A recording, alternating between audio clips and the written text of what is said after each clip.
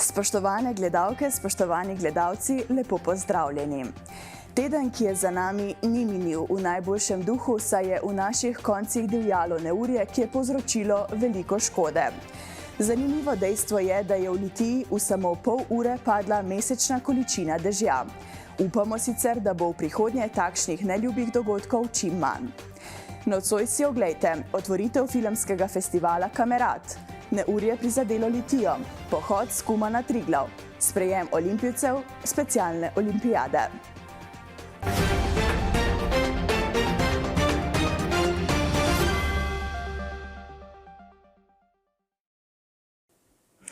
Tretja izvedba filmskega festivala Kamerad se je pričela v četrtek 29. junija na platoju pred Jaškom, ki je novo prizorišče festivala.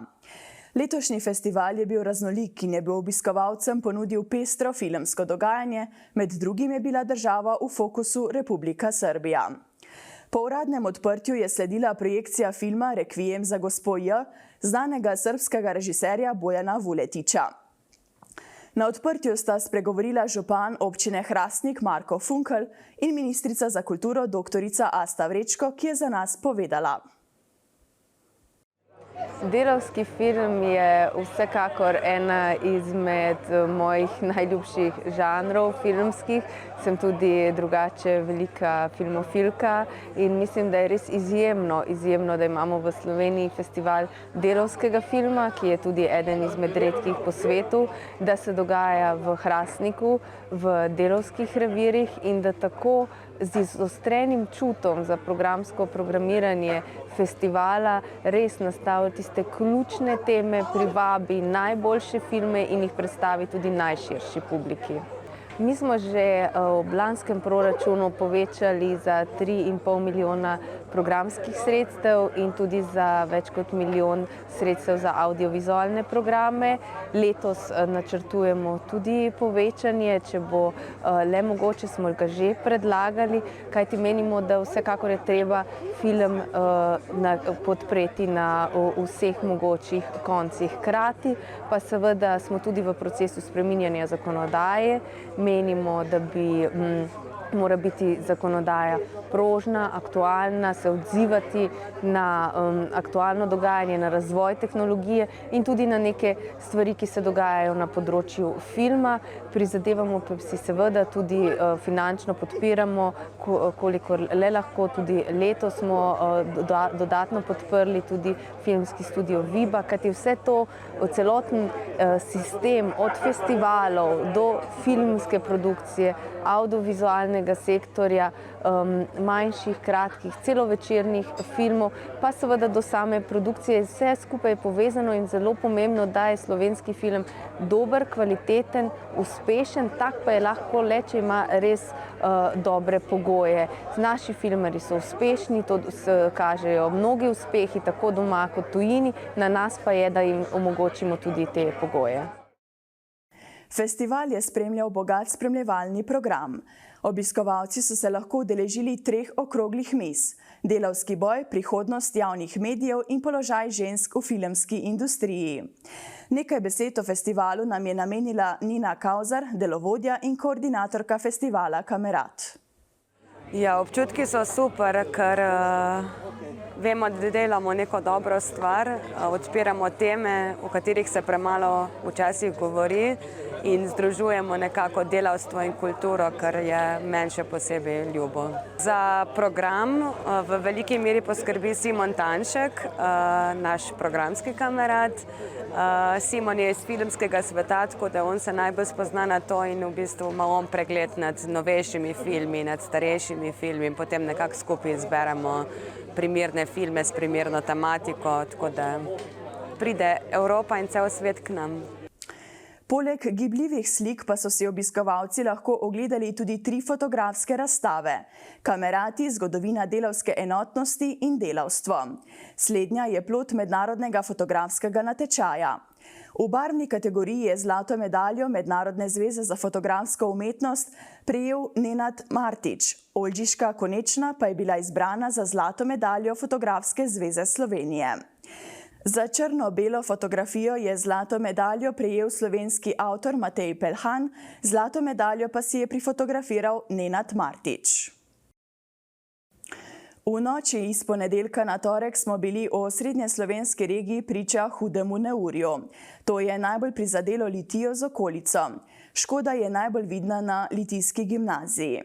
Minister za vzgojo in izobraževanje dr. Darjo Felda si je nekaj dni zatem skupaj s predstavniki ministrstva, ravnateljico gimnazija Litija in županom ogledal nastalo škodo. Nemudoma so stekli tudi pogovori o popravilu škode in izvedbi pouka v novem šolskem letu. Močno prizadeta pa je bila tudi železniška povezava. Na Slovenskih železnicah so pojasnili, da je na železniški progi Zagorje-Sava iztiril potniški vlak, ki je malo pred železniško postajo Sava naletel na zemeljski plaz. Na vlaku je bilo okoli 20 potnikov, a nihče ni bil poškodovan. Prav tako je zaradi slabega vremena na železniški progi Sava-Kresnice prišlo do nanosa zemljine na železniško progo. Kot smo že poročali, v Zasavju do nedavnega nismo imeli ustreznega poligona za trening vožnje. Najbližji je bil v Celju. V Trboveljskem avtomoto društvu zaradi zagotovitve ustreznega poligona odločili, da vzpostavijo nov ustrezen poligon. Na prostoru ob sedežu društva pod prireditvenim prostorom Kipe so ga uradno odprli. Poligon je zgrajen za uporabo vseh avtošol v naši regiji. Tu se bodo opravljali vozniški izpiti vseh kategorij A in B. Pričetek teh izpitov bo verjetno od 1. julija naprej, ker imamo od takrat za najem samega poligona podpisano pogodbo z Agencijo za promet Slovenije. Bodoči vozniki avtomobilov in motorjev se bodo tu učili veščin za pridobitev šoferskega izpita. Spretnosti pa bodo vzdrževali tudi prekaljeni vozniki. Asfaltirana površina bo namenjena uporabi tudi ostalim športnim aktivnostim in prireditvam. Znanje bodo nabirali tudi mladi kolesarji in ga obnavljali tudi starejši. Prav tako bodo imeli na poligonu obnovitvene delavnice tudi motoristi. Površine in objekti, ki so na lokaciji poleg novega poligona, se sicer uporabljajo za tenis, badminton in skvaš. Ob uradni otvoritvi sta se po progi prva zapeljala dolgoletni inštruktor in njegov nekdanji kandidat za šoferski izpit, sicer tudi lastnik starodobnega avtomobila.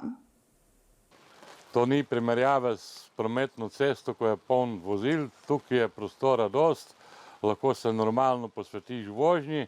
Če ti kaj ne paše, lahko vprašaš, lahko popravljaš in ta poligon bo izgleda res dobronamerno služil vsem kandidatom.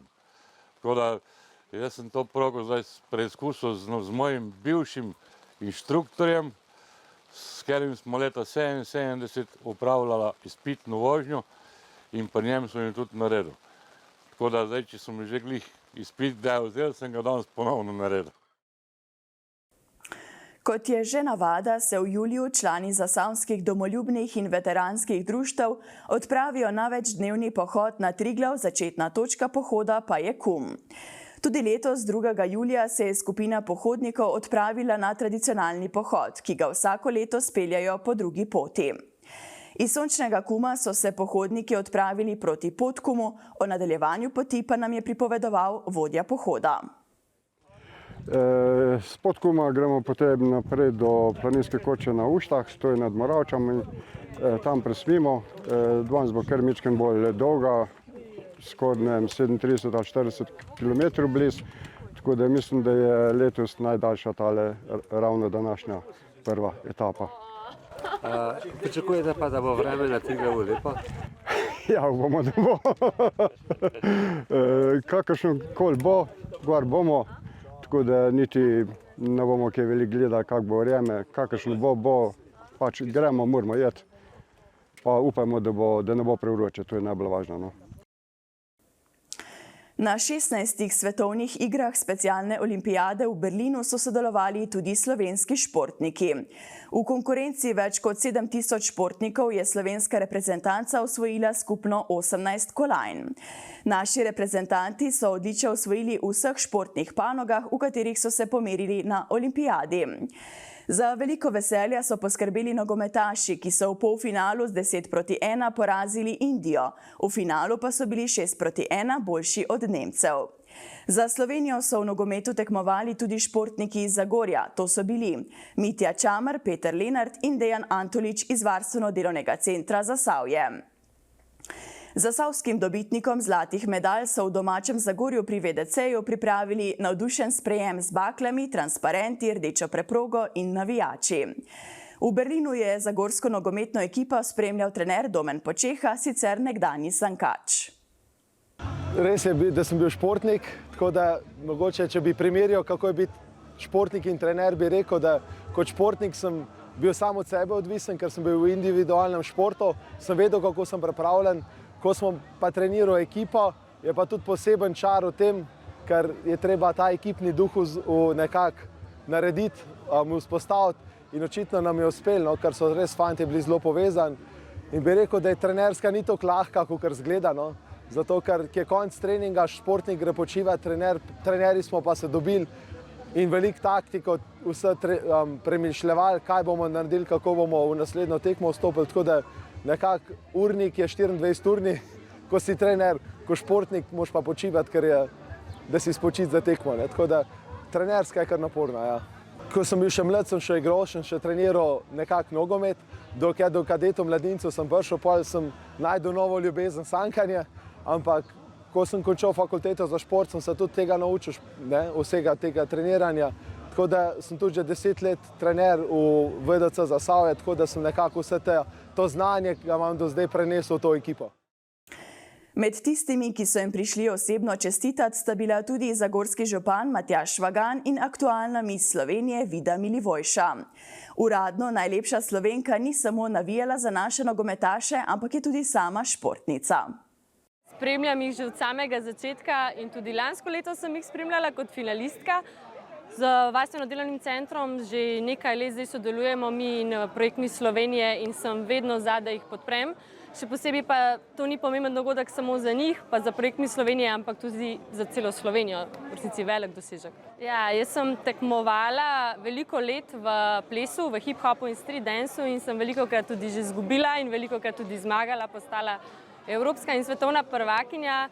In kot sem že njim rekla, našim zmagovalcem, v resnici tisto, kar si bo najbolj zapomnili, je to čez 10 let, da ne sama zmaga, ampak da so dali vse od sebe in na koncu zmagali in da so spoznali veliko novih ljudi. Kaj pa so na takšno navijačico rekli nogometaši in njihov trener? Ja, nekako 14 dni smo bili v karanteni, kaj ne rečem. Veseli smo, da je prišla in je moški šport, 13 fantov nas je v bistvu bilo ves čas skupaj, tako da smo bili veseli ženske družbe. Članica kluba Pondokvan Zagorje Tina Baloh je na Evropskih olimpijskih igrah na Poljskem osvojila srebrno medaljo v kickboksu v kategoriji do 70 kg. Sprejem za vice prvakinjo je bil pred Vašhavo v Zagorju. Tini je čestital tudi župan občine Zagorjem ob Savi Matjaž Švagan z naslednjimi besedami. Spoštovana Tina, vaš uspeh na Evropskih olimpijskih igrah se je zapisal v anale zagorske športne zgodovine, vi pa ste se pridružili elitnemu klubu športnikov, ki so ime Zagorske doline ponesli v svet. Iz srca vam čestitam in izrekam spoštovanje do vas, vašega trdega dela in vseh odrekanj, ki so potrebna za športne uspehe, s katerimi nas razveseljujete. Od ponedeljka bo v Zagorju ob Savi potekala najstarejša slikarska kolonija ne le v Sloveniji, ampak tudi izven njenih meja, 60. po vrsti. Letos bo ustvarjalo 11 umetnikov, zasedba teh bo mednarodno obarvana po 2 letih premora. Že tako pestro dogajanje v ateljeju bo pospremilo tudi nekaj zanimivih spremljevalnih prireditev, na katere ste vsi lepo povabljeni. Vstop je prost. Glede na to, da je trenutno čas počitnic, mi je na misel prišel brazilski pisatelj Paulo Coelho in njegov slavni stavek. Potovanje ni odvisno samo od denarja, ampak tudi od poguma. Veliko poguma vam želim na katerikoli poti že pač, pa lahko noč vam želim.